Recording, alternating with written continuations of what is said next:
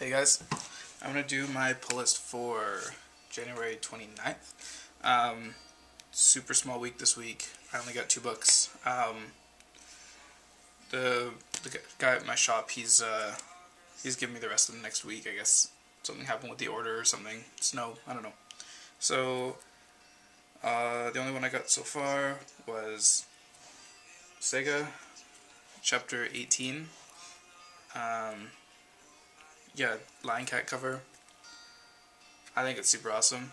I love the character, everybody's favorite or whatever, but realistically it's super cool idea for a character. Yeah, great read. I like the way that everything kind of panned out in the book. Some things I expected, some things I completely didn't, and I think that, it's a good finish to that arc. So the next one is not a normal pull book for me. I just picked it up because I need to read it for some other books, and that's Detective Comics, number 27, and I got the Frank Miller cover. There was a couple stories I really enjoyed. The rest of it I could give or take. Just kind of weird, I guess, some of them, but some of them, interesting ideas. Anyway, pretty big, maybe. I still don't really think it's worth the price of $7.99, but whatever, it is what it is. Also, got a chance to watch this, Justice League War. That was pretty good. People are hating on it though. I mean, it's a kids movie. It is what it is. I thought it was interesting enough. There was, your heroes animated on TV. I mean, people, I guess, maybe don't really realize these are kids movies and they think that they're made for them, but they're not. So anyway, that's my take on that, but whatever. Sorry, I've got a cold here. So since I only had 2 books this week, I figured I would do a top 5 list. So I'm going to do my top 5 graphic novels that I own. They're not, maybe not my favorite overall because I haven't read everything, but they are the ones that I own so far. So no particular order, I'm just going alphabetically, and I'll start with Batman from the new 52, Scott Snyder's run. I think he's done a good job with Batman. I think that he's, and not necessarily Volume 1, just Batman and Scott Snyder's run. Maybe not the specific graphic novel, just his run anyway.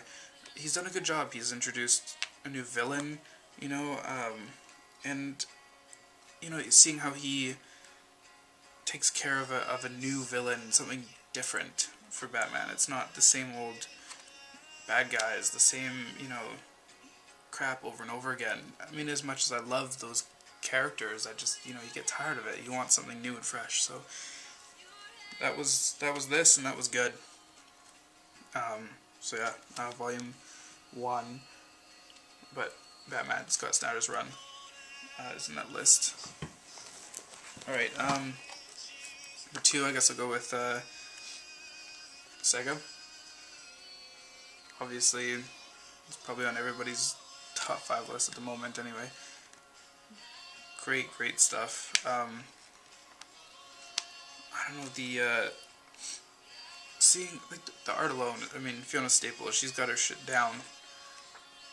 And I don't know, it's funny, it's neat to have a new take on a sci-fi. I mean, I know there's always lots of new takes on sci-fi, but this take is a good new take on sci-fi and fantasy mixed together, and a new universe for us to, romp through and see, and they've done just an amazing job.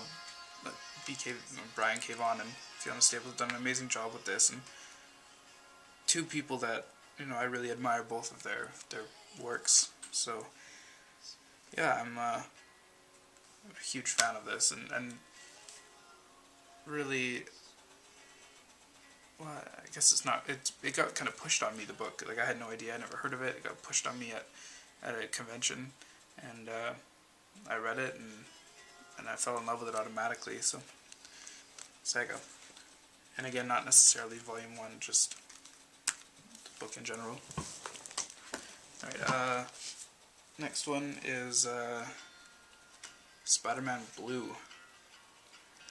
This is a really cool story. I mean, I love Spider-Man, and I don't have a lot of his stories. Like, I just don't have a lot of his comics or anything. I love the character. I grew up watching him on TV, really. That's why I love him, you know? But being able to get to some, I know this is newer source material, but source material in general, just comic form of Spider-Man is amazing. And this art is just, it's so good. This is one of my favorites right here. You got Doc Ock and Spidey fighting, and it's just so cool to see, like, Scorpion and Spider-Man fighting. The art, it's got such a cool flavor to it. Just really, really nice art. The whole thing, just filled with it. Not only that, I mean, the amount of villains that are in this book, and all of that is mixed around this romantic story of him and Gwen, and being kind of caught in a triangle, Mary Jane as well. It's just super interesting. And I mean, the team of Jeff Loeb and Tim Sale, you can't really go wrong, I guess, right? Like, they've done some of the greatest books, Long Halloween and Hush and Superman for All Seasons, and they've done some, you know, amazing work there. I really want to get it, Daredevil Yellow and Hulk Grey as well. Take a look at their work on those, with those characters, right, and see what they did there. Alright, number 4 is Swamp Thing from the New 52. It's all I've read for Swamp Thing. I have some older issues. I haven't read any because, I mean, I want to kind of know where I am at. There would be no continuity for me. They're kind of like random issues. And I had no, it's weird because I had no intention of reading this book. None at all. I had no intention of, no thought of thinking I'd even enjoy this character in general at all, right? But I saw it, and I saw it for a little bit cheaper than at my comic book store. Picked it up, and because I'd heard, you know, good things obviously from everyone else in the world, or YouTube community at least, and you know, it's just, once you start reading it, I couldn't put it down. I read the whole thing like right away. I've read it twice since. It's so good. I unfortunately haven't gotten the other ones yet, the other volumes, but I really have to go do that. It's not, I don't know why they call it a horror comic. It really isn't horror-ish. It's just entertaining and adventure-like to me. I even picked up Animal Man because of this, and I really enjoyed that as well, which is surprising. Again, not something I thought I would enjoy. So let's go, and that ending up on a top 5 of mine is crazy to me. Like, there's so many other graphic novels that I enjoy. Anyway, alright, let's go to number 5 on that list for me.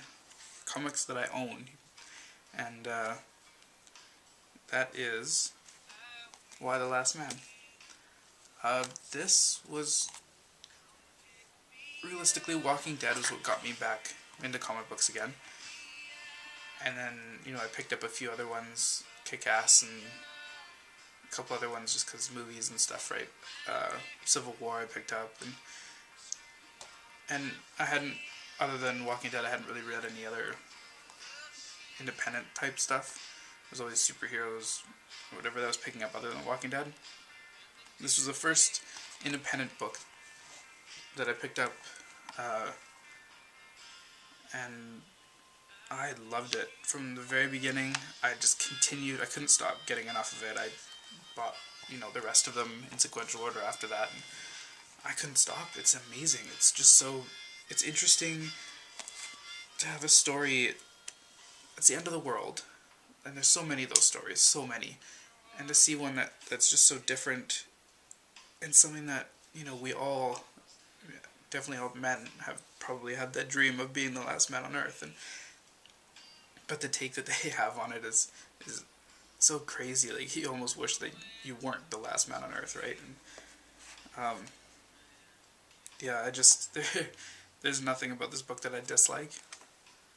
Well, I mean, maybe the pages could be like glossy instead of the paper style, but otherwise, the artwork on it is amazing.